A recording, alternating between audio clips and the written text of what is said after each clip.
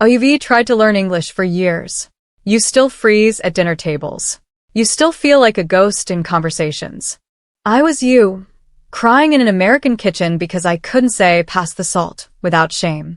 But then, a quiet father, a broken argument, and my daughter's sticky drawing changed everything.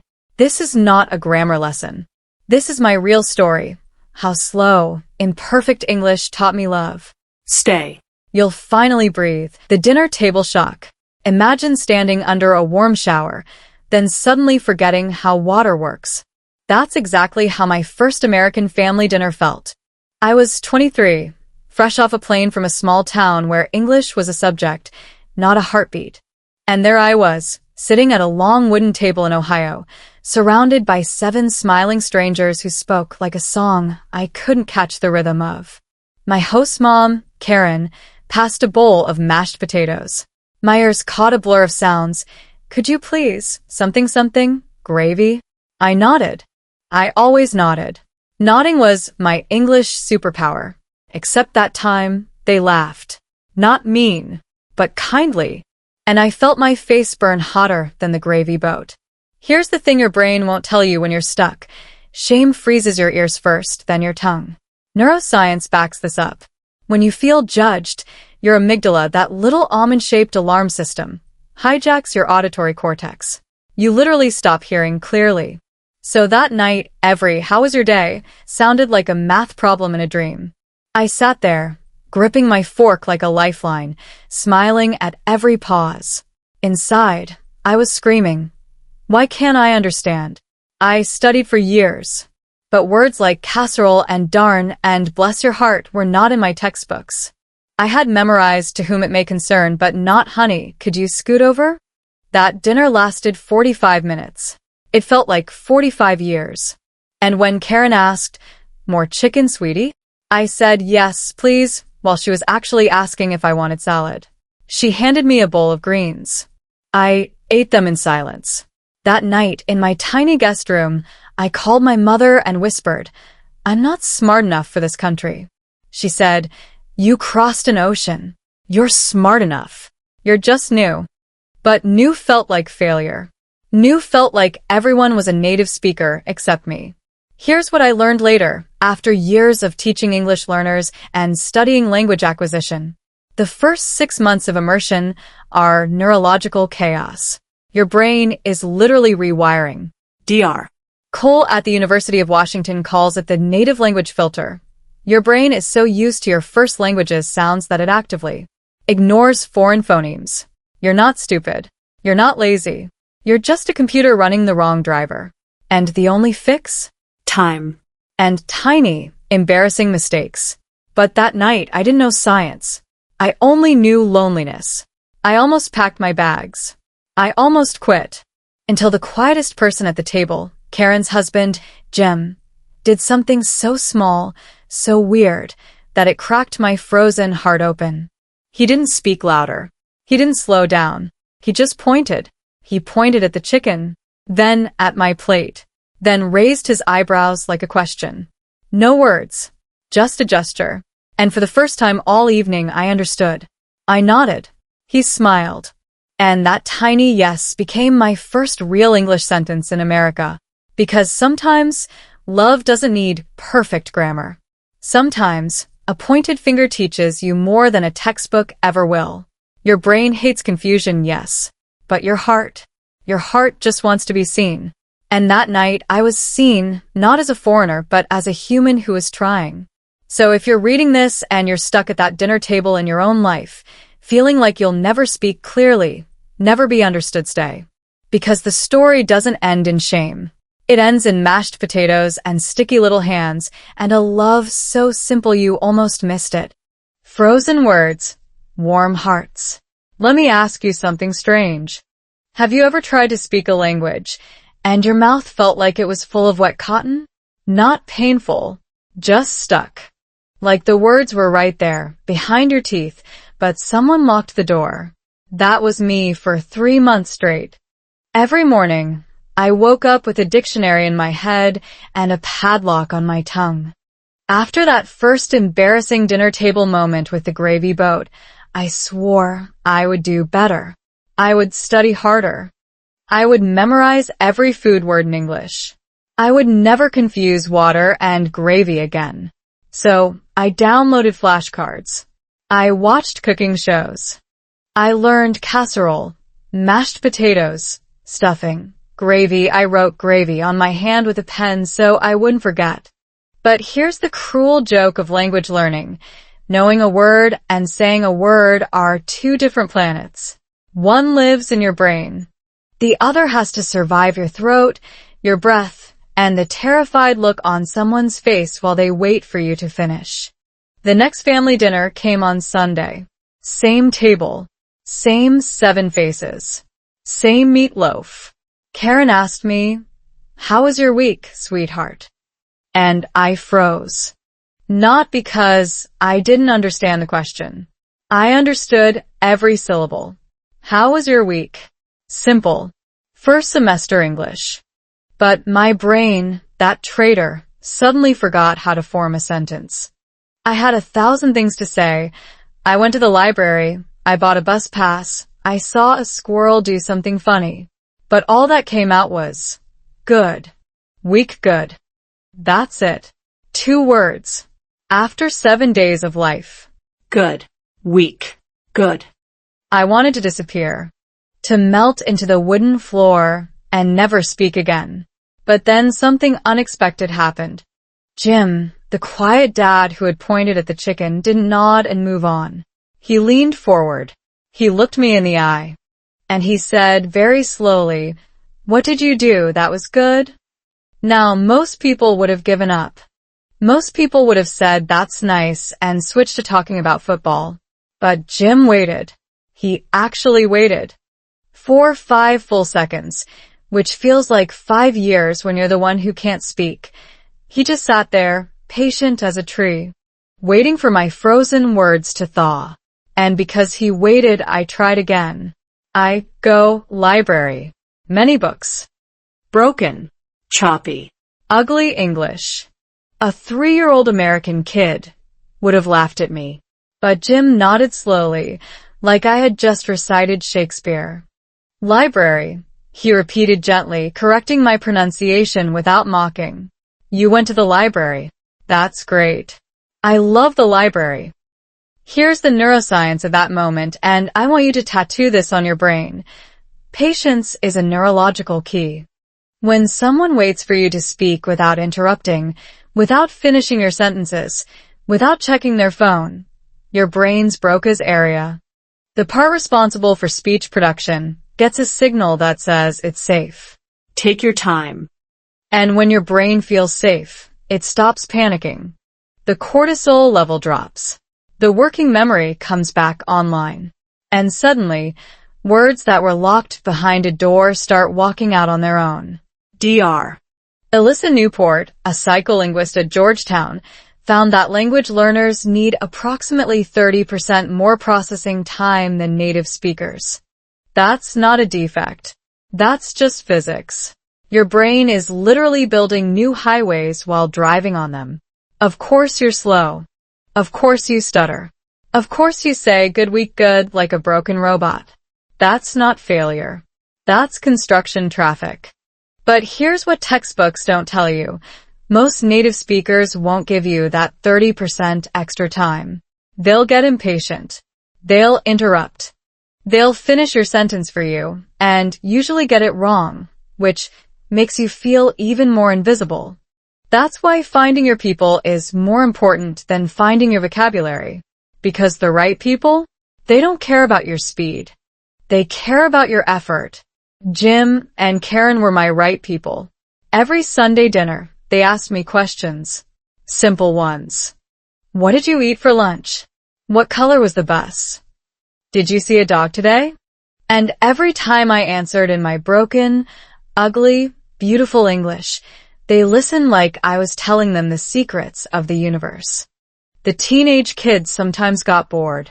I don't blame them. But the parents? They stayed. They leaned in. They made me feel like my words, even the wrong ones, mattered.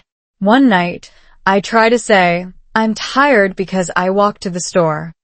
But instead I said, I'm tired because I walk store. A tire. Like a car tire. I had just told my American host family that I was a rubber wheel. Karen didn't laugh. She just said, oh, you mean tired, with AD at the end. Walking is hard. I'm proud of you. And then she poured me a glass of lemonade. That's the moment I stopped being afraid. Not because my English got better overnight, it didn't. But because I realized that mistakes weren't bombs. They were just sounds. Wrong sounds. And wrong sounds don't kill you. They don't even bruise you. They just hang in the air for a second, and then they're gone, replaced by the next breath, the next attempt, the next tiny victory. By the fourth Sunday dinner, I finally said a full sentence without stopping. A real one. I went to the park and saw a squirrel climb a tree. 7 words. In order. With a past tense verb and everything. Karen clapped. Jim gave me a thumbs up. And I almost cried into my mashed potatoes. But this time, the tears were happy. Because I had done it. Not perfectly. Not fluently. But truly. My frozen words had melted. Not because I studied harder, but because someone was warm enough to wait. So, if you're someone who has ever said sorry for my bad English before even opening your mouth, stop. Right now. You don't need to apologize for building a bridge between worlds. You need people who will stand on the other side and wait. And if you haven't found them yet, be Jim for yourself. Wait for your own words. Breathe. Then try again. Because frozen words don't stay frozen forever. They just need warmth. And warmth is free. The quiet dad taught me more than verbs. Here's a weird confession. After 3 months of Sunday dinners, I realized something strange about Jim, the quiet dad. He barely spoke. Not because he was shy or unfriendly. He just didn't need to. While Karen asked me 100 questions about my day, Jim sat at the end of the table, cutting his meatloaf into tiny squares, nodding along like a calm Buddha in flannel. I used to think he was bored, or annoyed, or secretly wishing I would go back to my country so he could eat in peace. But then I started watching him, really watching. And that's when I noticed the small things. Things that don't appear in any English textbook, but taught me more about communication than 3 semesters of grammar drills. Jim never interrupted. That was the first thing. When I was struggling to find the word spoon. Yes, I once forgot the word spoon for a full 12 seconds. Jim just waited. He didn't tap his fingers. He didn't look away. He didn't finish my sentence with fork or knife. He sat there, chewing his food slowly, giving my brain the space it needed to excavate that stupid, basic, 5-letter word. Spoon. Spoon. Just a quiet, practical act of love. Here's the psychology of that moment, and it's important. Most language learners are interrupted 73 times per conversation. I made that number up, but it feels true, doesn't it? Someone always jumps in to help you. They guess what you're trying to say. They correct your pronunciation before you've even finished. They mean well, but what they're actually doing is stealing your reps. Every time someone finishes your sentence, you lose a chance to build the neural pathway that makes that sentence automatic. It's like going to the gym and having someone lift the weight for you. You don't get stronger. You just get more dependent. Jim never stole my reps. He let me struggle. And because he let me struggle, I actually learned. But the second thing Jim taught me was even bigger. One night, I was feeling particularly defeated. I had tried to say, I'm sad because my grandmother is sick, but I said my grandmother is ill and I have feeling down. Not terrible, but not smooth. Karen gave me a sympathetic smile. The kids kept eating.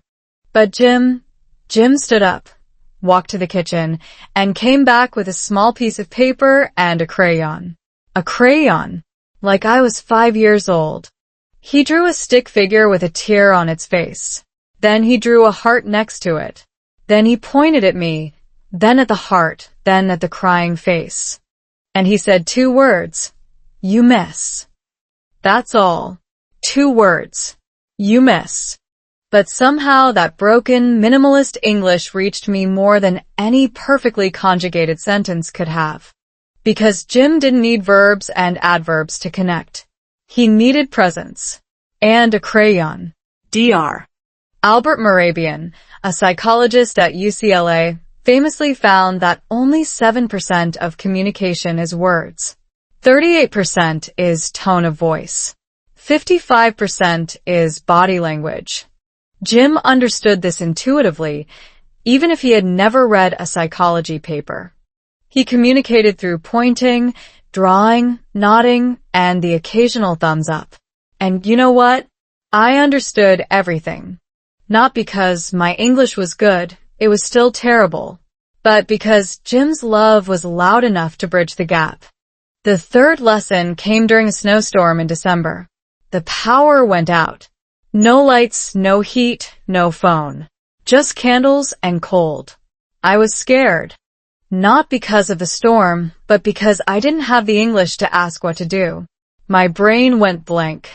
What's the word for blanket? What's the word for candle? I had learned both. But under stress, they evaporated. Jim didn't ask me what I needed. He just appeared next to me with a thick wool blanket and a flashlight. He wrapped the blanket around my shoulders. Then he sat down on the floor next to me, cross-legged, like a kid at story time. He didn't say, "Are you okay?" because he knew I couldn't answer. Instead, he pointed at the flashlight, then at the ceiling, and made a circle motion with his finger like the light is spinning. Then he pointed at himself, then at me, and made a sleeping gesture with his hands pressed against his cheek. Translation: We'll wait here until the lights come back. Don't worry. That night, sitting on the cold floor in the dark, I realized something that changed my entire relationship with English. Fluency is not the goal. Connection is. I had spent years believing that if I just learned enough vocabulary, if I just mastered the past perfect continuous tense, then I would finally be worthy of conversation. But Jim didn't need my fluency. He needed my presence. And I didn't need his words. I needed his blanket. The power came back at 2 a.m. The lights flickered on, and Jim stood up, stretched, and said one sentence. Sleep well. 2 words again. But this time, I understood the depth behind them. Sleep well was not a polite closing. It was a blessing.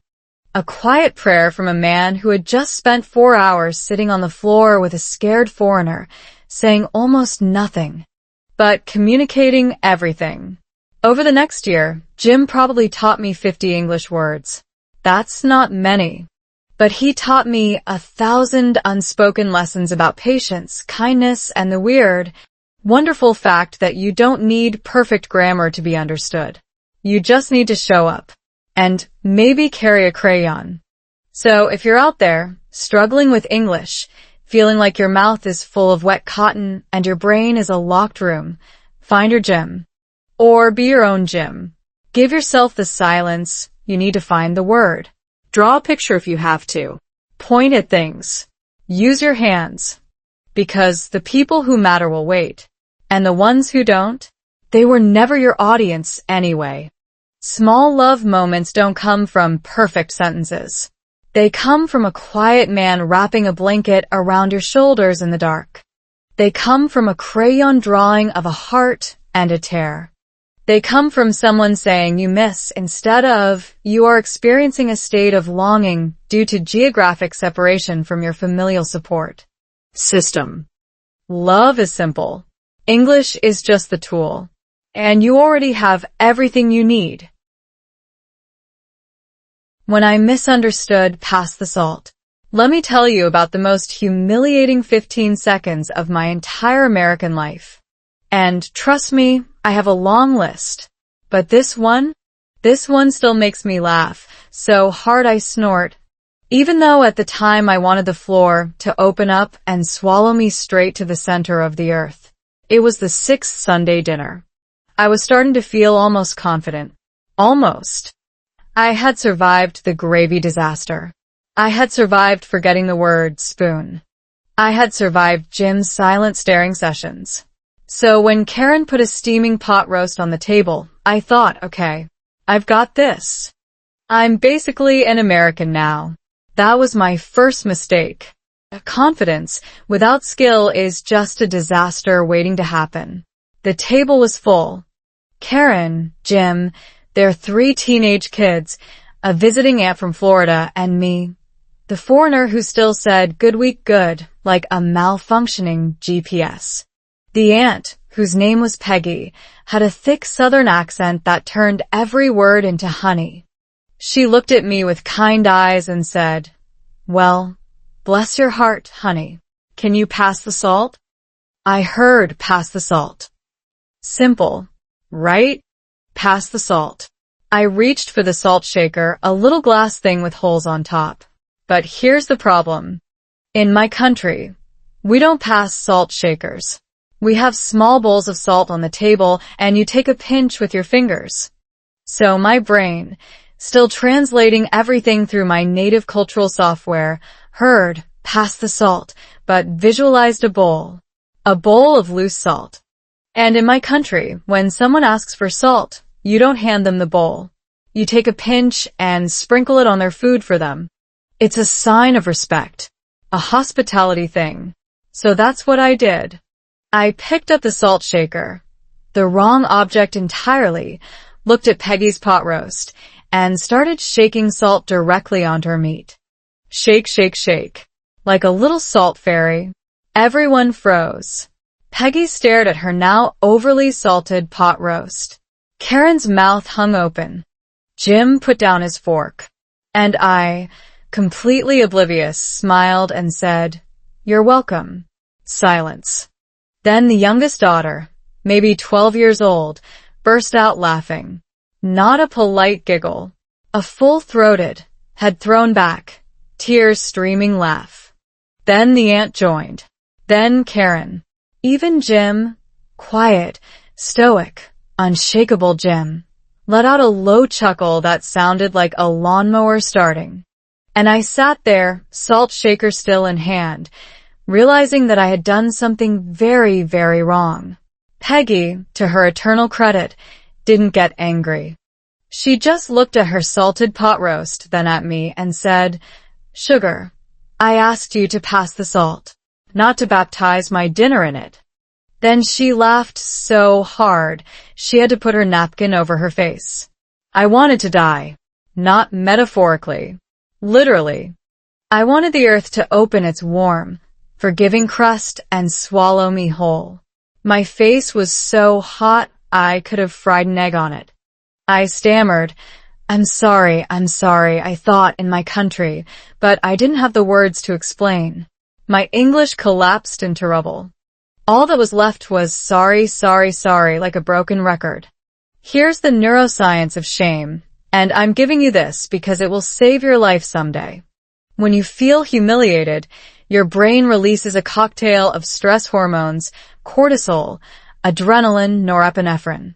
Your prefrontal cortex, the part responsible for rational thought and language, literally goes offline. You can't think. You can't speak. You can only feel. That's why, after the salt incident, I couldn't form a single coherent sentence. I wasn't stupid. I was chemically hijacked. And the only antidote is time, safety, and someone who doesn't rub your face in your mistake. Peggy didn't rub my face. Instead, she did something genius. She picked up her fork, took a bite of the over-salted pot roast, chewed slowly, and said, "You know what? This is actually better. I was gonna add salt anyway. You just saved me some work." Then she winked. That wink broke the spell. The shame didn't disappear, but it softened.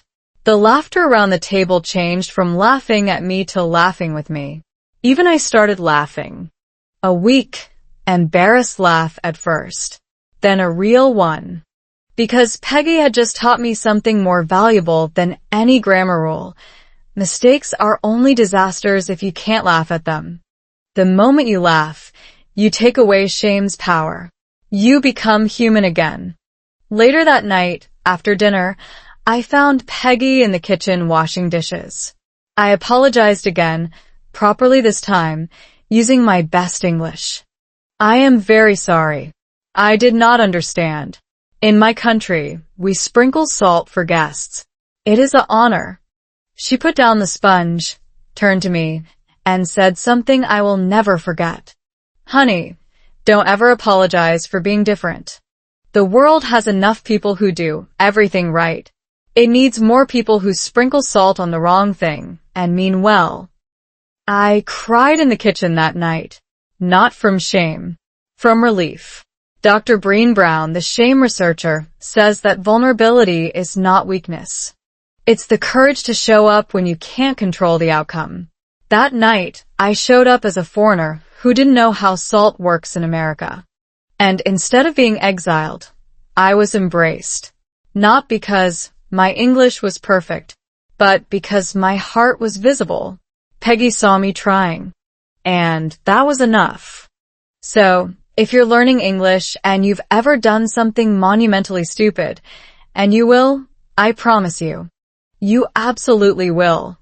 Remember the salt incident. Remember Peggy's wink. Remember that shame is just a chemical reaction, not a life sentence. Laugh at yourself before anyone else can. And then keep going. Because the people who matter, they're not keeping score. They're just happy you showed up. And for the record, I now pass salt shakers like a pro. And I never, ever sprinkle anything on anyone's plate without explicit written permission. Dating across cultures, a beautiful disaster. You would think that after the salt incident, I had reached my maximum embarrassment quota for the year. You would be wrong. Because life and love had something much bigger planned for me.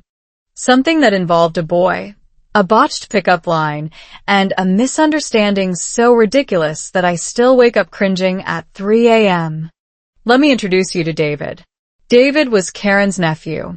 He showed up at Sunday dinner about 8 months into my American adventure.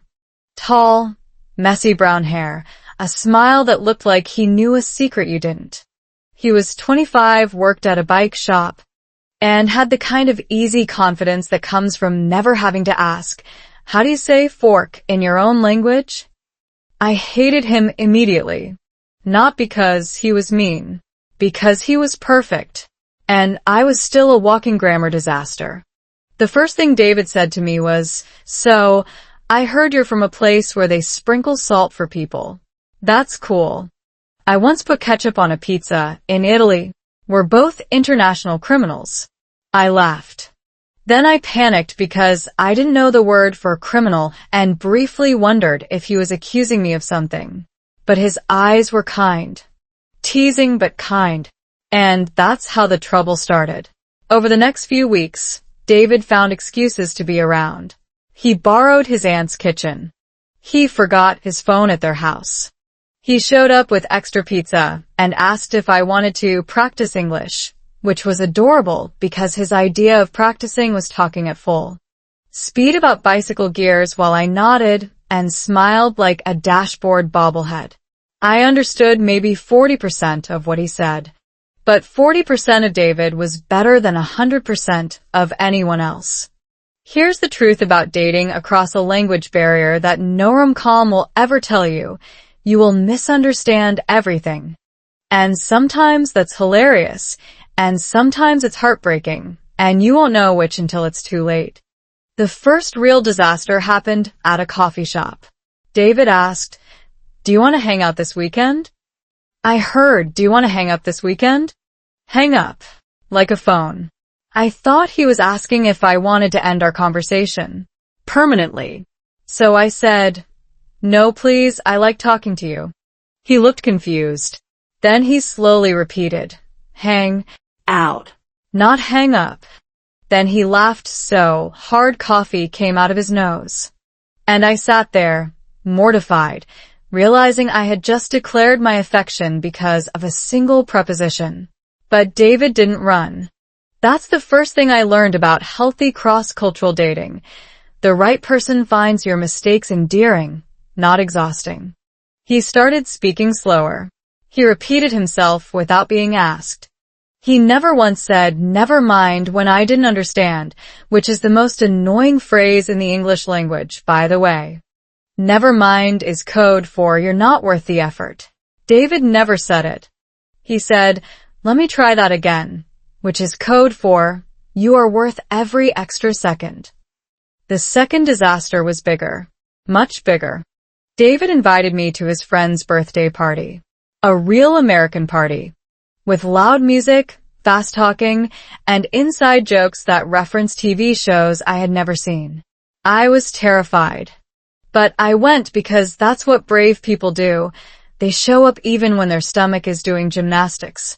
About an hour in, David put his arm around me and whispered, "You're so quiet. Are you okay?" I wanted to say, "I'm overwhelmed and I can't understand anyone, and I feel like a ghost." But what came out was, "I'm fine. Just thinking." He nodded. Then he said something that changed everything. "You know, my Spanish is terrible. Like, really terrible. I studied it for 3 years, and I still can't order tacos without pointing at pictures." Then he laughed at himself. He just forgot to mention it until I needed to hear it. That's the psychological secret of cross-cultural love. Vulnerability is a bridge. When David admitted his own language failures, my shame evaporated.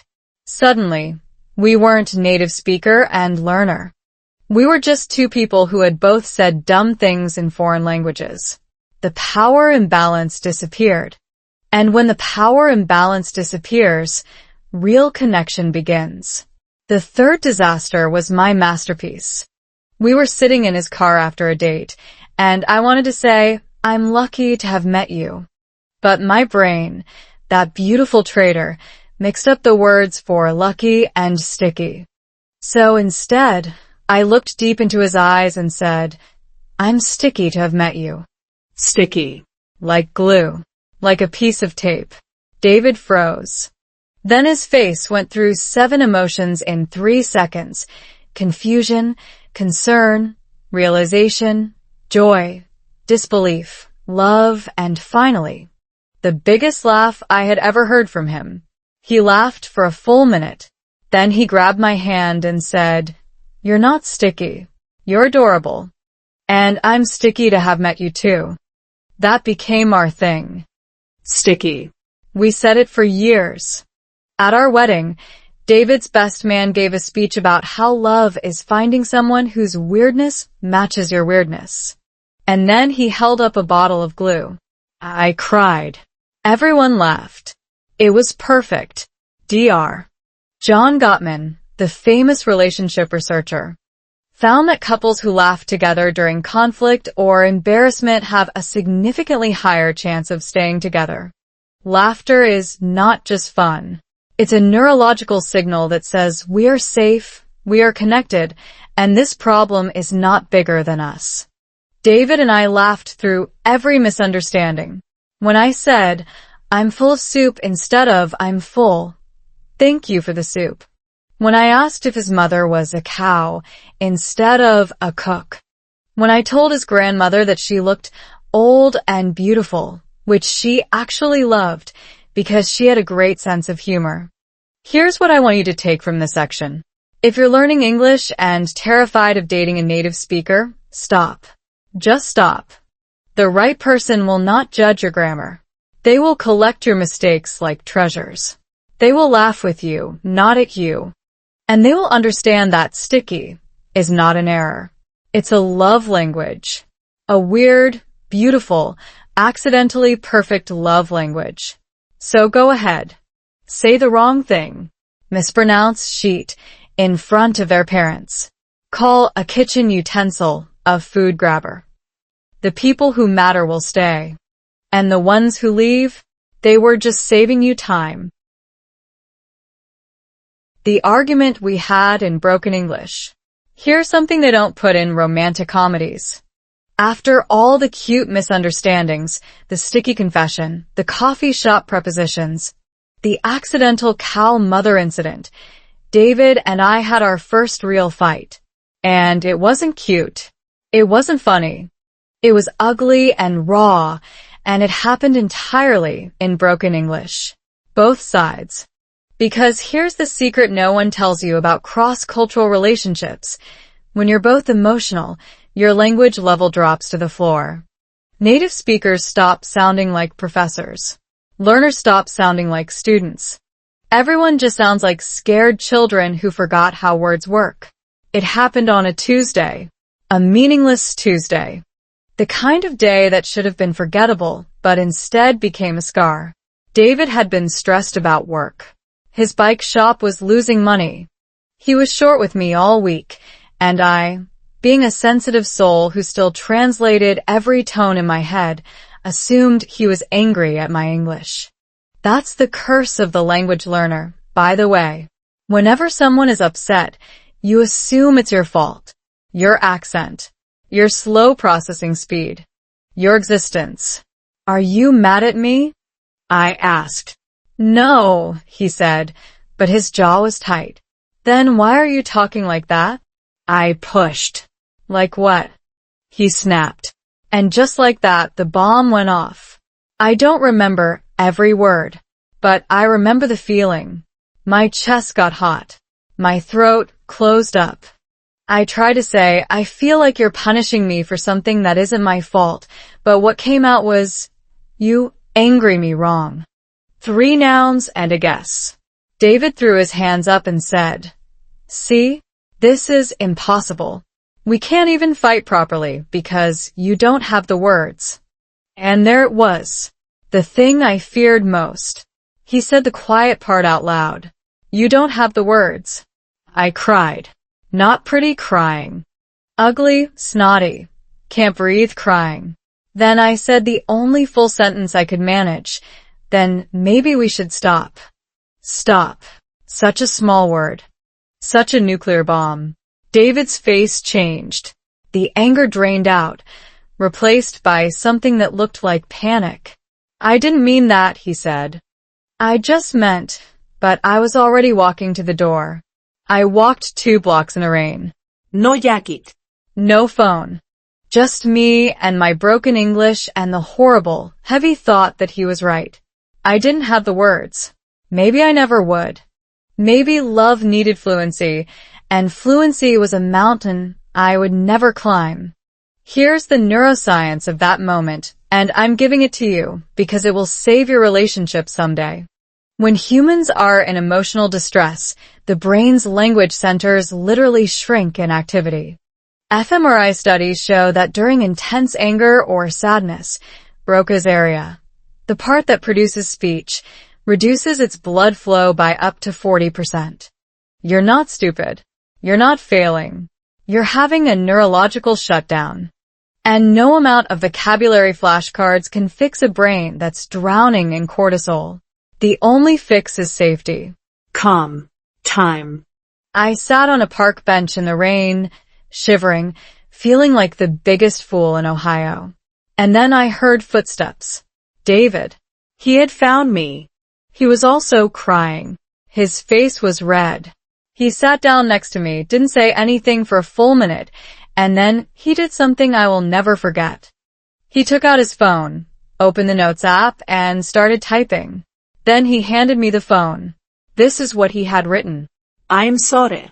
I was scared. Not because your English is bad. Because my love is big, and I don't know how to say it either. We're both broken. Let's be broken together. I read it 3 times. Then I type back, my English is sticky. Your heart is sticky. We are sticky together. He laughed through his tears. And just like that, the fight didn't end with a winner and a loser. It ended with a phone, a Notes app, and 2 people who realized that arguments aren't about who speaks better. They're about who stays. Dr. Sue Johnson, the founder of Emotionally Focused Therapy, says that most fights aren't about the surface issue. Money, chores, language mistakes. They're about attachment. They're about one person screaming, "I need you to see me," and the other person screaming back, "I'm scared too." David wasn't angry at my English. He was scared about his business, and he took it out on me. I wasn't angry at his impatience. I was scared that I would never be enough. When we finally understood that, really understood it, the fight dissolved. Not because we solved anything, because we stopped fighting each other and started fighting the fear. That night, we walked back to his apartment in the rain, holding hands, not speaking. And when we got inside, David made tea. Then he sat me down and said, very slowly, very carefully, "From now on, when we fight, we write. No yelling. Just typing. Okay?" I nodded. And that became our rule. Every argument, every misunderstanding, every time emotions got too big for our mouths, we pulled out our phones and typed. It sounds ridiculous. Two adults texting each other from across the same couch. But here's the magic of writing during a fight. It gives your brain the extra processing time that speech doesn't allow. You can delete. You can rephrase. You can find the word sticky instead of saying something you'll regret. We never had a fight that destroyed us. Not because we stopped disagreeing, we didn't, but because we learned that love isn't about having perfect words. It's about building a bridge that works even when the words are broken. Some days, that bridge is spoken English. Some days, it's a notes app. Some days, it's just sitting in the rain, not saying anything, but not leaving. So, if you're learning English and you're in a relationship with a native speaker, hear this. You'll fight. You will say the wrong thing. You will feel small. But that doesn't mean your love is small. It means you're human. And humans, even ones with perfect grammar, fight ugly sometimes. The difference is whether you stay on the park bench, whether you type, "I'm sorry," on a phone, whether you choose connection over being right. David and I chose connection. Every time. Even when it was hard. Especially when it was hard. And that's why, years later, when I say, "I'm sticky to have met you," he still laughs. And then he kisses my forehead and says, "Me too, the stickiest." Pregnancy scares and hospital forms. Just when I thought I had survived the worst of American culture, the gravy boats, the salt shakers, the sticky confessions, life decided to raise the stakes. Dramatically. A word I had studied, but nothing, absolutely nothing, had prepared me for the avalanche of medical English that was about to bury me alive. Let me paint you a picture. You're in a foreign country. You're growing a tiny human inside you. And suddenly, every doctor, nurse, and receptionist starts using words that sound like they were invented by a sadist with a thesaurus. Gestational diabetes. Placenta previa. Amniocentesis. I couldn't even pronounce amniocentesis, let alone understand what it meant. My first prenatal appointment, the nurse handed me a form with 15 pages. 15 pages. Questions like, "Have you ever had a spontaneous abortion?" I almost fainted. Spontaneous abortion? I thought she was asking if my body would randomly eject the baby without warning. I started crying right there in the waiting room. A kind older woman patted my hand and said, "Honey, that just means miscarriage. They're not accusing you." I had never been so relieved and so horrified at the same time. Here's the neuroscience of medical anxiety in a second language. Your brain processes emotional words 50% faster than neutral words. That's why cancer hits you like a punch, but table doesn't. Now imagine every medical term feels like cancer because you don't know which ones are scary and which ones are routine. Your amygdala, that alarm bell we talked about earlier, goes off constantly. Cortisol floods your system. And cortisol is terrible for pregnancy. So not only were I scared, but my fear was literally bad for my baby. It was a perfect, vicious, linguistic nightmare. David, my wonderful, patient, sticky David, came to every appointment. But he wasn't a doctor. He couldn't translate fundal height or Braxton Hicks contractions any better than I could. So we sat together, two confused humans nodding at the OB-GYN while secretly Googling every third word on our phones under the table. The doctor, a brisk woman named Dr. Patel, had the accent of someone who had never struggled with English a day in her life. She spoke fast. She used abbreviations. Your HCG levels look good. We'll check AFP at 16 weeks. AFP? HCG? I felt like I was reading a password reset email from a website I had never visited. The breaking point came at 22 weeks. I had some spotting a small amount of blood. In my country, that was normal.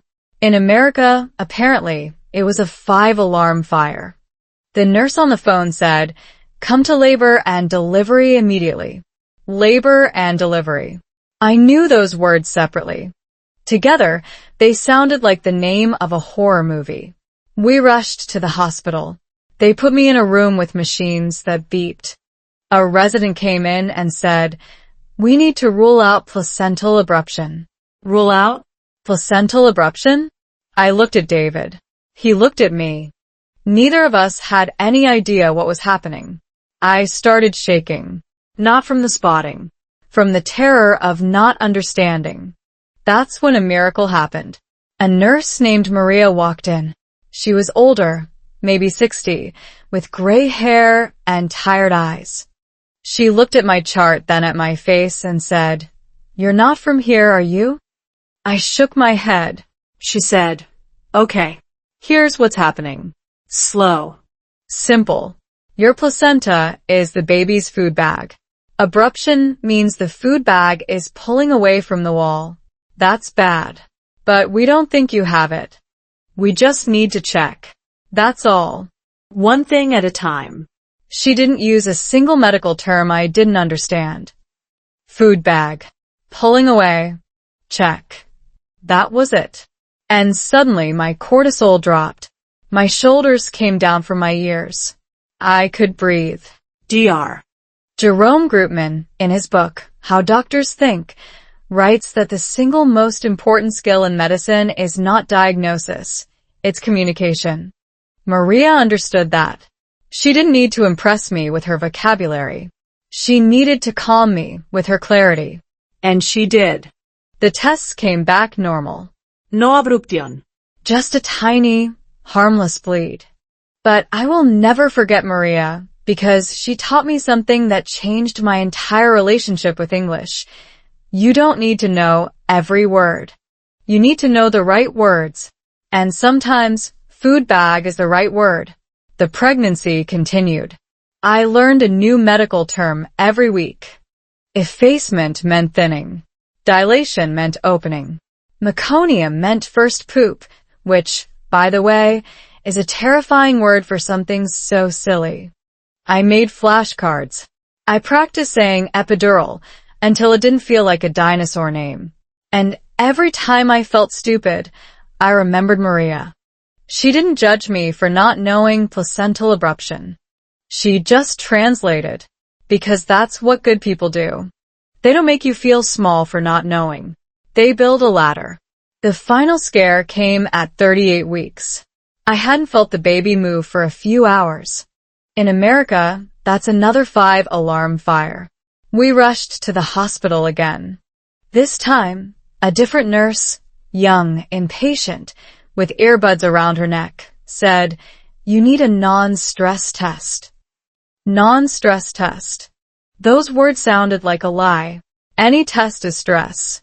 But she hooked me up to a monitor, and after 20 minutes, the baby kicked. Hard. Right into my ribs. I cried. David cried. The nurse rolled her eyes. I didn't care. My baby was fine. My English was still broken. But we were both alive. On the drive home, David said, "You know what? You're going to be a great mom. Not because your English is perfect, Because you never give up. You go to the hospital every time. You ask questions. You learn food bag. That's what matters. I lean my head against the window and watch the Ohio suburbs blur past. He was right. I wasn't fluent, but I was brave. And sometimes bravery is better than fluency.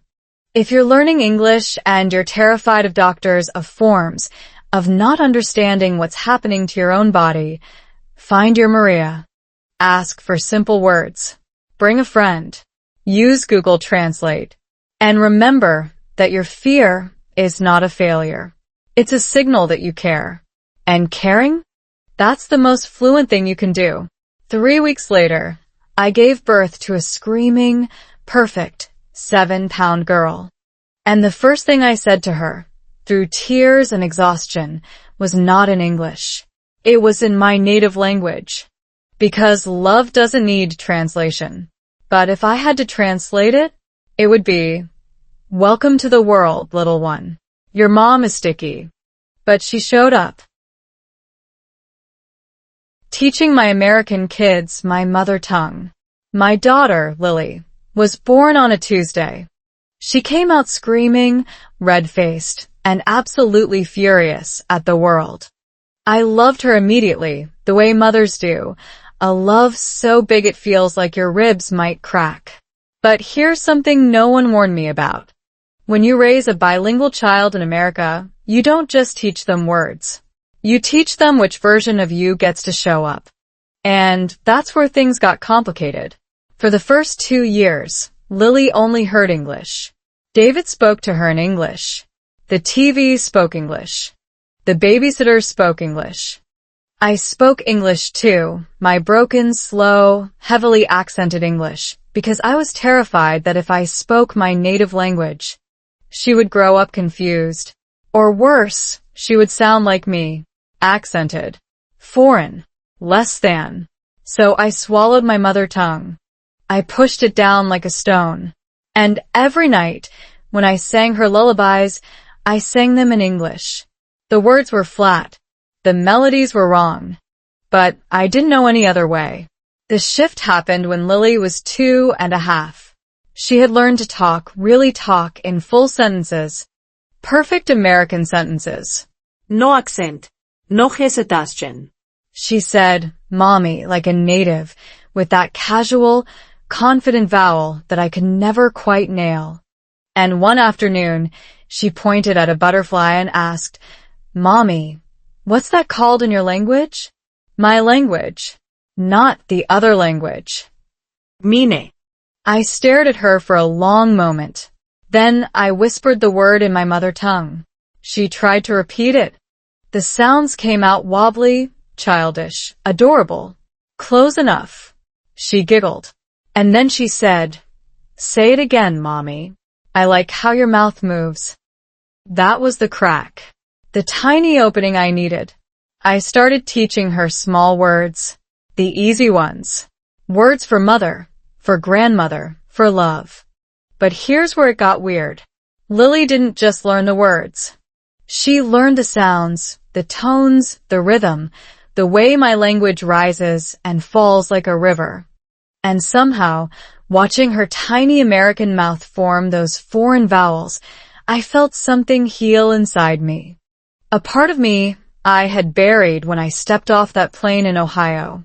The part that still dreamed in my mother tongue. One night, Lily asked me, "Mommy, why don't you talk to Daddy in your language?" I said, "Because Daddy doesn't understand." She thought about that for a second. Then she said, "Then teach him." Like you teach me. Such a simple answer. Such a profound one. David, sitting on the couch, looked up and said, "She's right. Teach me." So we started. 3 words a night. Words for thank you, for sorry, for I love you. David butchered every single one. The tones came out flat. The vowels came out wrong. He sounded like a sad robot learning to sing. But he tried. And every time he tried, Lily clapped and said, "Good job, Daddy. Say it again." She was 3 years old, and she was already a better language teacher than any professor I ever had. Here's the neuroscience of that experience, and it's beautiful. Children under 7 are universal linguists. Their brains haven't pruned away the ability to hear and produce every sound from every language.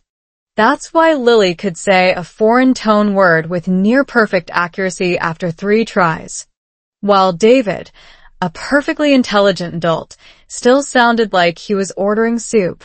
But here's the hopeful part. The effort matters more than the accuracy. When David tried and failed and tried again, he was teaching Lily something more important than pronunciation. He was teaching her that love is willing to sound stupid, that you don't have to be perfect to be present. The bigger lesson came when Lily started preschool. Her teachers told me she was advanced, not in math or reading, but in empathy. She was the kid who sat next to the new student from Mexico and shared her crayons without being asked. She was the kid who said, "It's okay if you don't know the word. My mommy doesn't know some words either. We help each other." I cried when the teacher told me that. Not sad tears, proud tears. Because my daughter, my little American girl, had learned something that no school could teach. She had learned that language is not a test. It's a bridge. And bridges are built by people who show up. I started speaking my native language more at home. Not all the time, that would have excluded David, but during bath time, During bedtime. during those quiet, golden moments when it was just me and Lily and the warm light of her nightlight. I told her stories from my childhood. The rice paddies, the monsoon rains, the way my grandmother smelled like jasmine and fish sauce. Lily listened with her whole body, her eyes wide, her mouth slightly open, her fingers tracing patterns on my arm. She didn't understand every word, but she understood enough. She understood that her mother had a whole world inside her, a world that existed before Ohio, before David, before English. And that world was not something to hide. It was something to share. One evening, when Lily was 4, she drew a picture. 2 stick figures, one tall, one small, holding hands. Above them, she had written something in wobbly preschool letters. "I love you" in English. And below it, in even wobblier letters, she had tried to write the same phrase in my mother tongue. I asked her where she learned to write those symbols. She said, "I copied from your notebook, the one you write in when you're sad." I had forgotten about that notebook. A journal I kept in my native language, full of memories and fears and dreams. Lily had found it, and instead of being confused, she had taught herself to copy the symbols, to reach across the bridge. Dr. Ellen Białystok, a cognitive scientist who studies bilingualism, found that bilingual children have better executive function, problem solving, task switching, focus than monolingual children. But that's the cold, academic version. The warm version is this. Bilingual children have more than one way to say, "I love you." And that's not a cognitive advantage. That's a soul advantage. Now Lily is 6. She speaks English like a native because she is 1. And she speaks my mother tongue like a beginner, which is exactly what I was in English when I arrived. The roles have reversed. She stumbles over tones. She forgets words. She says things like, "Mom, I'm hungry for rice," in that charming, broken way. And every time she makes a mistake, I do what Jim did for me. I wait. I nod. I say, "Try again. You've got this." Because that's what love does. It doesn't correct. It waits. The other night, Lily climbed into my lap and said the words I had been waiting years to hear, a full, perfect sentence in my mother tongue, with correct tones and grammar. I froze. "Where did you learn that sentence?" I asked. She shrugged. "From you. You say it to me every night when you think I'm asleep." I didn't know she was listening, but she was. She always was. So, if you're an immigrant parent, terrified that your children will lose your language, lose your culture, lose the sound of your heart, don't be. Just speak. Just keep speaking. They're listening, even when you think they're asleep, especially then. And one day, they'll surprise you. They'll say, "I love you" in your mother tongue with perfect tones, and you'll realize that you didn't lose anything. You gave them everything. You gave them two worlds, and that's not confusing. That's a gift. The year I almost quit English forever. Let me tell you about the darkest year of my life. Not the first year, that was hard, but it was new. Everything was a discovery, even the humiliations. No, this was year 4. Year 4 was the year the novelty wore off and the exhaustion set in. The year I realized I had been speaking broken English for 1,460 consecutive days, and I was still making the same mistakes.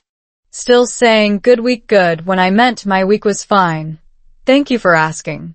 Still freezing at the pharmacy counter when the cashier asked, "Would you like your receipt in the bag or with you?" Still feeling like a fraud in my own skin. It started small. A missed joke at a dinner party. Everyone laughed. I laughed 2 seconds late, the way you do when you finally process the punchline after the moment has passed. Someone noticed. They gave me that pity smile, the one that says, "Ah, you tried." I wanted to throw my wine glass at the wall. Not because they were mean. Because they were right. I was still the foreigner. After 4 years. After a husband, a child, a house, a life. I was still the one who laughed late. Then the bigger cracks appeared. Lily started preschool, and the other mothers formed a little group. They texted each other. They planned playdates. I was never included. Not because they disliked me. I don't think they disliked me. They just didn't think of me. Because including me required effort. Slower speech. Repeated instructions. Explanations of idioms. And people are tired. Everyone is tired. So they chose the easy path. The path that didn't include the woman who said sticky instead of lucky. I stopped going to the playground.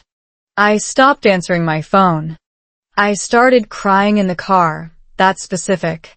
Ugly cry where you're parked outside your own house, but you can't go in because you have to finish falling apart first. David noticed, of course. He asked what was wrong. I couldn't explain. Not because my English wasn't good enough. By then it was fine. But because the problem wasn't linguistic. The problem was existential. I had been fighting for 4 years and I was losing. Not losing English. Losing myself. Here's the neuroscience of the 4-year crash, and I need you to hear this because it will save you. Language learning has a U-shaped curve. You start bad. You get better quickly, the honeymoon phase. Then around years 3 to 5, your progress feels like it's reversing. You notice more of your mistakes than you used to. You become hyper-aware of your accent, your grammar gaps, your vocabulary limits. This is not failure. This is your brain's error detection system finally catching up to your production system. You're not getting worse. You're getting more honest. But honesty feels like regression. And regression feels like death. Dr. K. Anders Ericsson, the psychologist who studied expertise, found that most people quit deliberate practice not because they lack talent, but because they hit a plateau and despair phase. They can't see improvement, so they assume improvement has stopped. But it hasn't stopped. It's just become invisible, like a tree growing roots in winter. You can't see the roots, but they're spreading. They're holding the soil. They're preparing for spring. I didn't know about the U-shaped curve. I only knew that I was tired. Tired of translating. Tired of apologizing. Tired of being the one who needed help. So I made a decision. A quiet, terrible decision. I decided to go back home. Not immediately. I had Lily, I had David. But I started planning. I looked at plane tickets. I researched schools in my home country. I imagined what it would feel like to speak my native language all day, every day, without effort, without shame. The fantasy was so sweet it hurt. I didn't tell David. I didn't tell anyone. I just withdrew further. I stopped speaking at dinner. I answered in monosyllables. David asked, "Are you okay?" And I said, "Fine." He asked, "Is it your English?" And I said, "No." Elite. It was my English. But it was also my pride, my dignity, my sense of being a competent adult. In my home country, I was a university graduate. Here, I was someone who couldn't understand the difference between gravy and water. The gap between those two versions of me had become a canyon. And I didn't have the strength to build another bridge. The breaking point and the healing point happened on a random Tuesday. Lily was 4. She had a cold, so we were home together. I was sitting on the couch, staring at nothing, feeling the weight of my failure like a blanket made of lead. Lily climbed into my lap with a picture book. "Read to me, Mommy," she said. I opened the book. It was about a little bird learning to fly. The sentences were simple. The bird tried. The bird fell. The bird tried again. I read in English, my flat, accented, tired English. Lily listened. Then she pointed at the bird and said, "Mommy, the bird looks like you." My heart stopped. "What do you mean?" I asked. She said, "The bird keeps falling, but it keeps trying. You're like that. You try so hard. I see you." She was 4 years old. She didn't know about the U-shaped curve or the amygdala or cortisol or any of the things I've been teaching you in this video. She just knew that her mother was a bird who fell a lot. And she loved that bird anyway, not despite the falling, because of the trying. I started crying. Not the car cry, the quiet, release cry.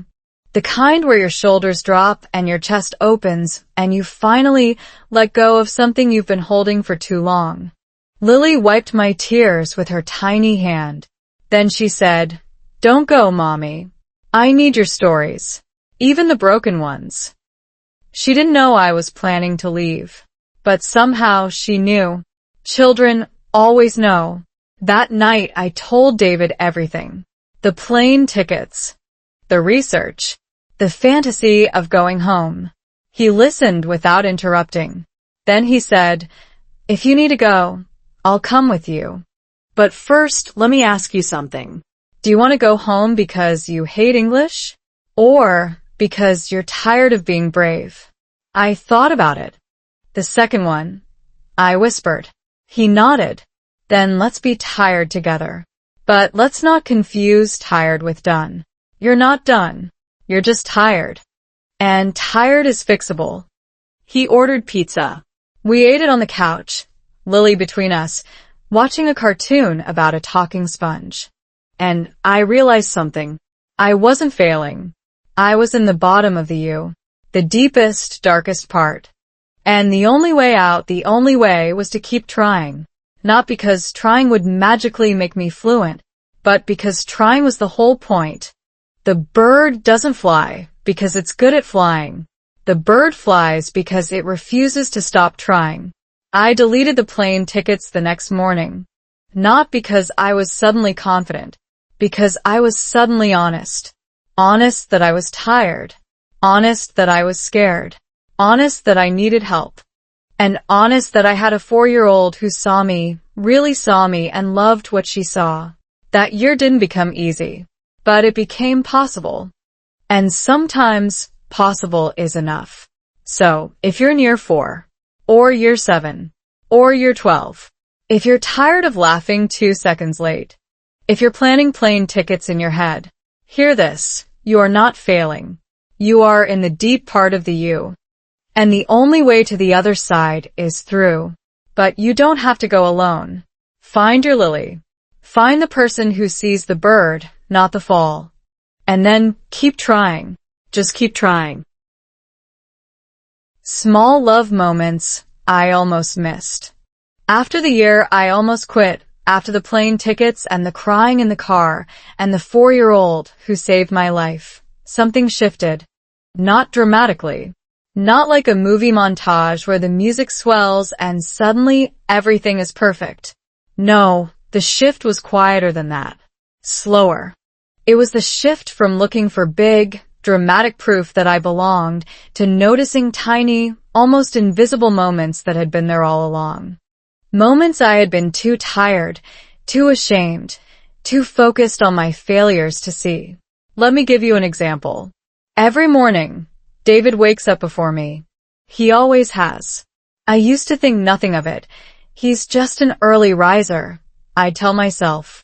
But one morning, I woke up earlier than usual. The sun wasn't up yet. The house was quiet. And I walked into the kitchen to find David making coffee. Not just any coffee. He was grinding the beans, the good beans, the expensive ones he bought from the little shop downtown. He was measuring the water precisely. He was waiting for the kettle to reach exactly the right temperature. And then he poured the coffee into 2 mugs. One mug had a chip on the rim, my favorite mug, the one I refused to throw away even though David offered to buy me a new one. He set that mug on the counter, right next to the sugar bowl. And then he wrote a note on a sticky pad. The note said, "For my sleepy wife. You're doing great." I stood there in the doorway, frozen. He had been doing this for years. Every single morning. Making me coffee. Leaving me notes. And I had never noticed. Because I was too busy beating myself up about my accent. Too busy replaying the moment I said sticky instead of lucky. Too busy cataloging my failures to see that my husband was cataloging his love in coffee grounds and sticky notes and chipped mugs. That's the thing about small love moments. They don't announce themselves. They don't come with fanfare or dramatic music. They slip in through the back door, quiet as cats, and if you're not paying attention, you miss them entirely. And I had been missing them for years. Here's the neuroscience of this blindness, and it's uncomfortable but important. Your brain has a negativity bias. It's a survival mechanism left over from caveman times. Negative events, threats, failures, embarrassments get processed more deeply and remembered more vividly than positive ones. That's why you can receive 99 compliments and 1 criticism, and the criticism is what keeps you up at night. It's not a character flaw. It's your ancient lizard brain trying to protect you from predators. The problem is, in modern life, the predator is your own shame. And your brain is so busy looking for threats that it forgets to look for love. After the morning I discovered the coffee ritual, I started paying attention. Deliberately. I made a game of it. Every day, I would try to find 3 small love moments. Just 3. Tiny things that proved I was seen, even when my English was broken. And what I found changed everything. The first week, I noticed that Lily had started sticking her drawings to the refrigerator, but not just anywhere. She stuck them at my eye level. Not David's. Mine. She was 5, but she knew that I was shorter than David. She knew that I needed things at my height. She knew. And she had been doing this for months, maybe years. Those crayon drawings of stick figures and rainbows and wobbly suns, they weren't just art projects. They were messages.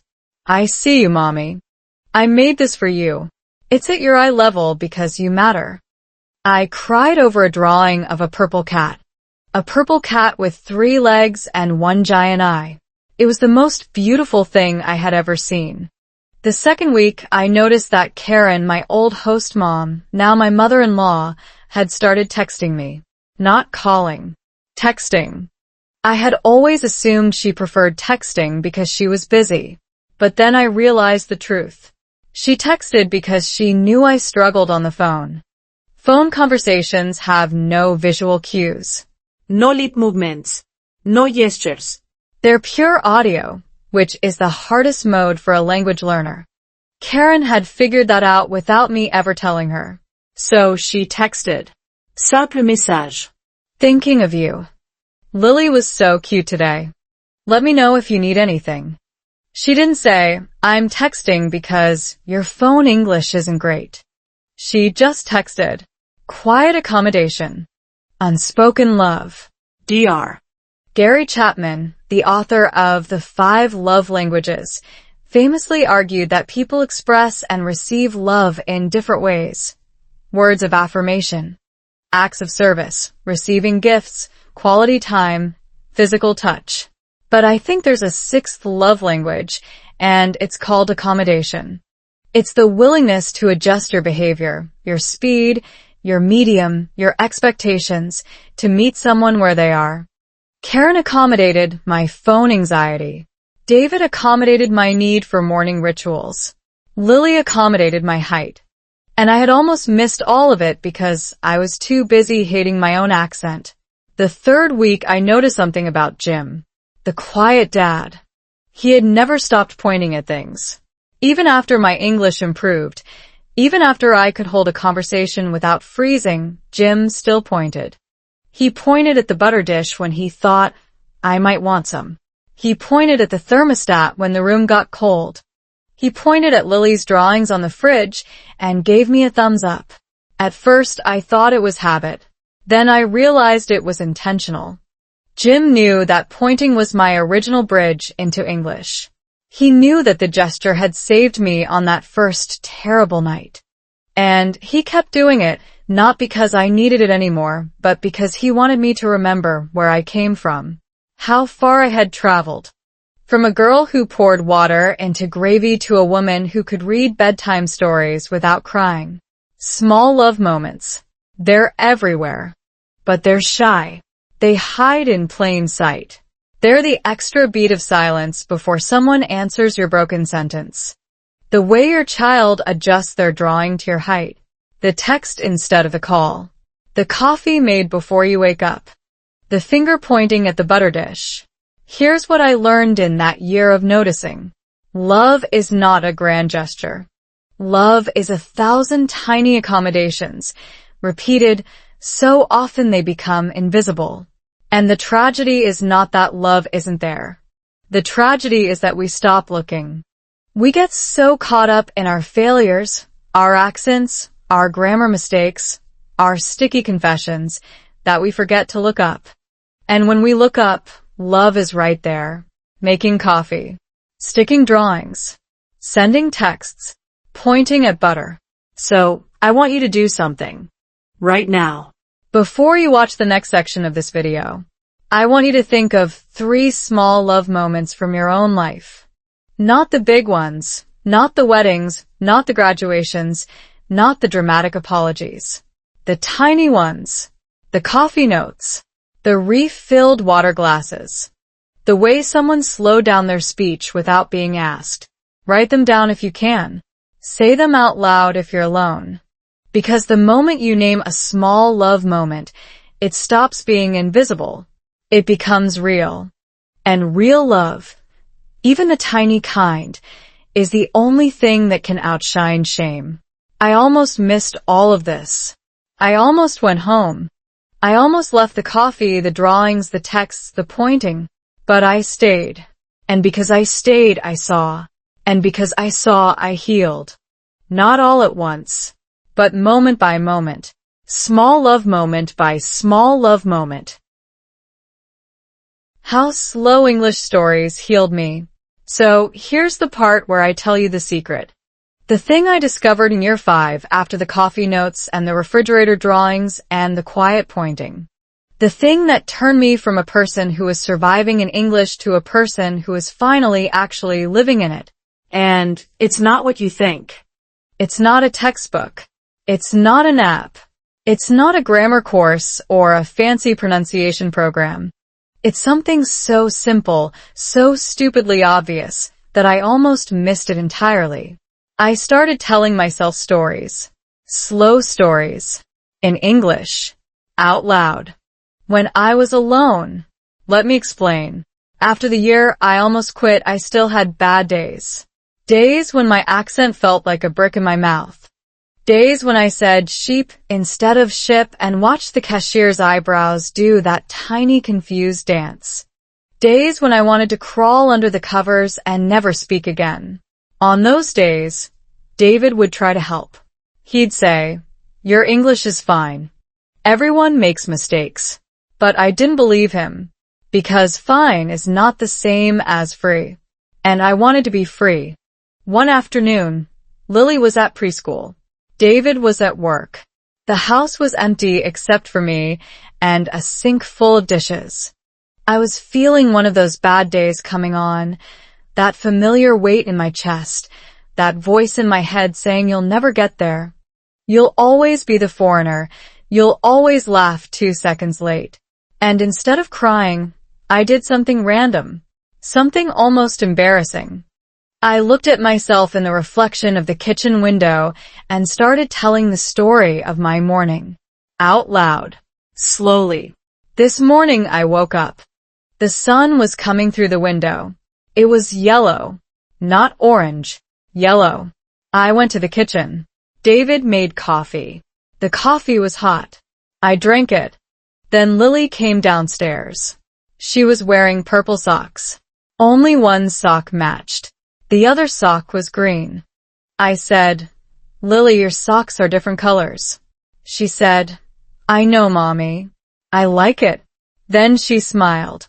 Her front tooth is loose. It wiggles when she smiles. That was it. A stupid, boring, incredibly simple story. Nothing dramatic. No plot twists. No exotic vocabulary. Just a sequence of small, true things, spoken slowly in my accented English. And when I finished, I felt something shift. Not dramatically, but noticeably. My shoulders relaxed. My jaw unclenched. The weight in my chest got a little lighter. I did it again the next day. And the next. And the next. Here's the neuroscience of this practice. And it's genuinely life-changing.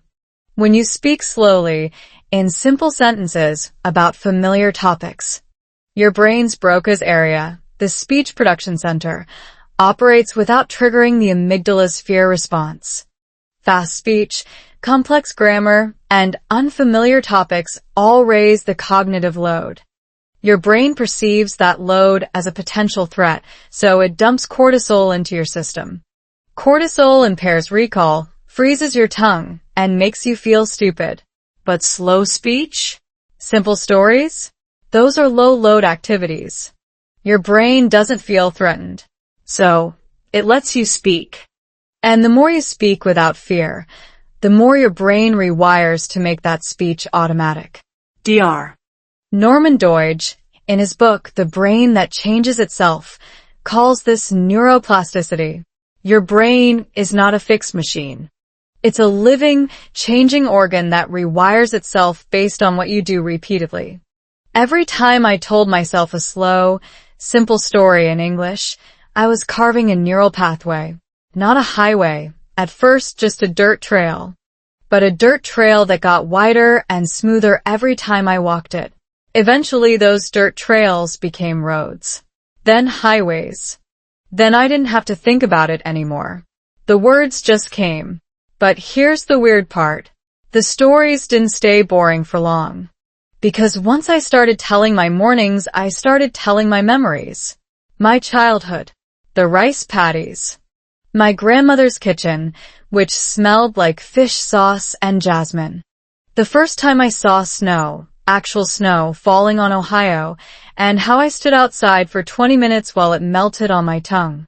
I told these stories slowly, haltingly, with terrible grammar and the wrong prepositions. But I told them. And every time I told them, I felt less like a foreigner and more like a person who happened to speak English with an accent. One night, David came home early and caught me. I was in the bathroom, brushing my teeth, telling the story of our first date to my own reflection. You were wearing a blue shirt. No, it was green. You said I was sticky. I thought you were angry. But you were laughing. I didn't hear him come in. He stood in the doorway, watching me talk to the mirror. I froze, mortified. But he didn't laugh. He just smiled and said, "Keep going. I want to hear the rest." So I did.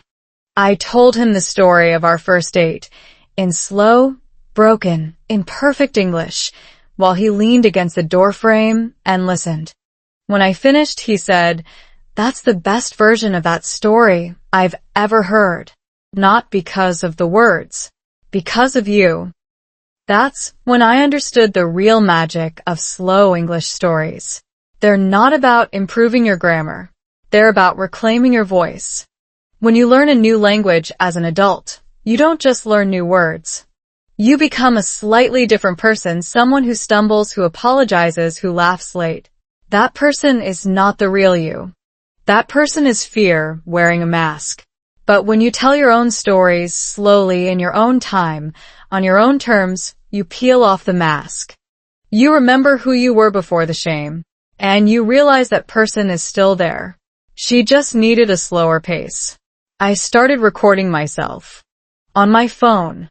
2 minutes a day. A story about anything. A story about the squirrel in the backyard. A story about the time Lily put a crayon up her nose. A story about the first meal I cooked in America, burned rice and raw chicken, a disaster I could finally laugh about. I listened back to my recordings. At first, I cringed. My accent. My pauses. My wrong tenses. But after a month, I stopped cringing. I started hearing something else. I heard a person who was trying. A person who was showing up. A person who had something to say, even if it came out sideways. Dr. James Pennebaker, a psychologist at the University of Texas, found that expressive writing, telling your story, even just to yourself, has measurable health benefits. Lower blood pressure. Fewer doctor visits. Stronger immune function. That's for native speakers. For language learners, the benefits are even bigger. Because you're not just processing trauma. You're building an identity. You're saying, "This is my life. These are my memories. I am the main character of my own story." Even if the narration is slow. I still tell myself stories. Every morning while I make breakfast. Every night while I brush my teeth. Slow stories. Simple stories. Stories that would bore most people to tears. But they're mine. And they've healed me in ways that no textbook, no app, no expensive language program ever could. So, here's my invitation to you. Stop trying to speak fast. Stop trying to sound native. Stop memorizing idioms you'll never use. Instead, go home tonight. Close your eyes. And tell yourself one small, true story from your day in slow, broken, beautiful English. Tell it to your mirror. Tell it to your phone. Tell it to your cat. Tell it to the wall. It doesn't have to be good. It just has to be yours. And if you do it again tomorrow and the day after and the day after that, I promise you, the healing will come. Not all at once, but story by story, slow story by slow story. Because the only person who needs to hear your voice is you. And you've been waiting long enough. You don't need perfect English to be loved. So here we are, at the end of the story. Or maybe, the beginning. Because that's the thing about learning a language, or learning to love, or learning to be human. There is no real finish line. There's just the next dinner table. The next misunderstanding. The next small love moment you almost miss. Let me tell you about the last dinner. Not the last one ever, the last one that mattered in the story. It was a Sunday, years after that first terrible meatloaf night. The same long wooden table in Ohio. The same 7 faces, though older now. Karen's hair had gone gray. Jim's glasses were thicker. The teenage kids were adults, some with their own kids in high chairs. And me, I was no longer the foreigner who froze at the word gravy. I was the mom who brought Lily, now 7, and her little brother Max, who was 3 and already spoke English like a tiny senator. The table was loud. Laughter overlapped with arguments about football. Someone dropped a fork. Someone else spilled milk. Chaos. Beautiful, ordinary American chaos. And in the middle of it, Jim, the quiet dad, the pointer fingers, the man who once drew a crying stick figure with a crayon, tapped his glass with a spoon. The table went quiet. Jim never tapped his glass. He barely spoke at dinners. So everyone knew something was happening. He stood up. Slowly. He looked at me. Then he said, in his slow, quiet voice, "I want to say something. When you first came here, you couldn't pass the salt. Now you run a book club. In English. Your English. Not ours." The table laughed. The warm laugh, not the mean one. Then Jim raised his glass and said, "To our daughter from another country. She taught us that love doesn't need perfect words. It just needs a seat at the table." I cried. Of course I cried. Lily handed me a napkin. Max yelled, "Mommy's leaking," and everyone laughed harder. And in that moment, I looked around the table at all those faces, the ones who had watched me pour water into gravy, who had listened to me say sticky instead of lucky, who had waded through my frozen silences and celebrated my broken sentences. And I realized something I want you to tattoo on your heart. Your accent is not a flaw. It's a map of where you've been. Your mistakes are not failures. They're proof that you tried. And the people who belong at your table, they don't need you to be fluent. They need you to be real. That's the truth that took me 12 years to learn. 12 years of Sunday dinners. 12 years of crying in cars and laughing at salt shakers and typing apologies on a notes app. 12 years of telling myself slow stories in the mirror. I don't speak perfect English. I never will. I still say sheep when I mean ship. I still confuse effect and effect. I still freeze for half a second when someone asks an unexpected question. But here's what changed. I don't apologize anymore. Not because I'm arrogant. Because I finally understood that my value as a human being has nothing to do with my verb tenses. Dr. Stephen Krashen, the linguist I mentioned earlier, has a concept called the monitor. It's the part of your brain that checks your language for errors before you speak. Native speakers have a relaxed monitor. They trust their intuition. Language learners have an overactive monitor, a tiny grammar police officer in their head, screaming wrong tense before the sentence even leaves their mouth. That monitor is the enemy of connection. And the only way to silence it is to stop caring. Not about learning, keep learning, but about being perfect. Let perfect go. It was never yours to carry. I think about that first dinner table. The fear. The shame. The way I gripped my fork like a lifeline. And I think about last Sunday's dinner. The way I laughed at my own mistake when I called the broccoli little green trees. The way I corrected myself without flinching. The way I looked around the table and saw not judges, but witnesses. People who had watched me not become fluent, become brave. Here's the final piece of science, and it's the most important one. Neuroplasticity never stops. You can learn a language at 20, at 40, at 60. Your brain will keep making new pathways until the day you die. But neuroplasticity requires one thing: repetition without shame. You have to do the thing again and again, and you have to do it without punishing yourself for the mistakes. Shame kills neuroplasticity. Self-compassion feeds it. So every time you say, "I'm sticky," and laugh instead of cry, you are literally rewiring your brain for success. I'm not special. I'm not talented. I'm not the immigrant who mastered English in 6 months and gave a TED Talk.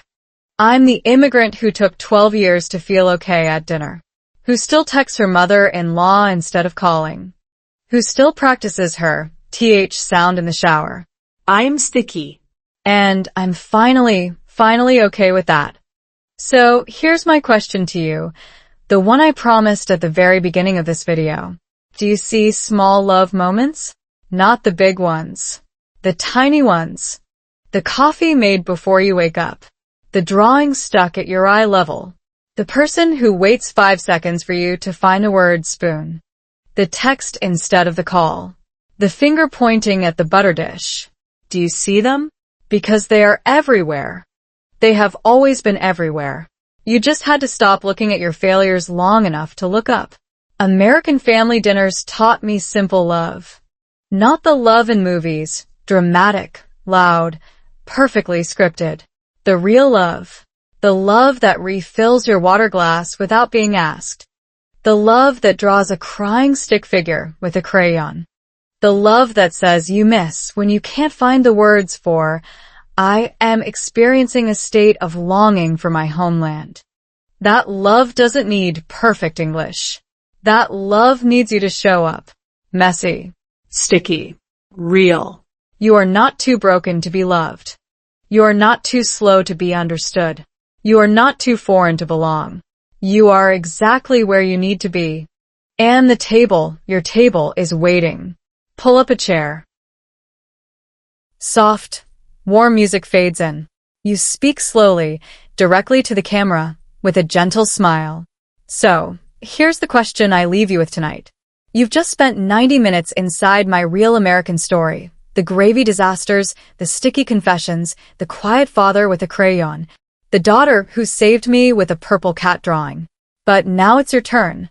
What if the only thing standing between you and the life you want is not perfect English? What if it's permission? Permission to be slow. Permission to be sticky. Permission to show up to the dinner table even when you're terrified. I didn't learn English to become someone else. I learned English to become more of who I already was. And you're already enough. Your accent is not a wall. It's a window. Let them see in. If this story touched you, if you've ever felt like a foreigner in your own life, do one small thing before you leave. Hit subscribe. Not for me.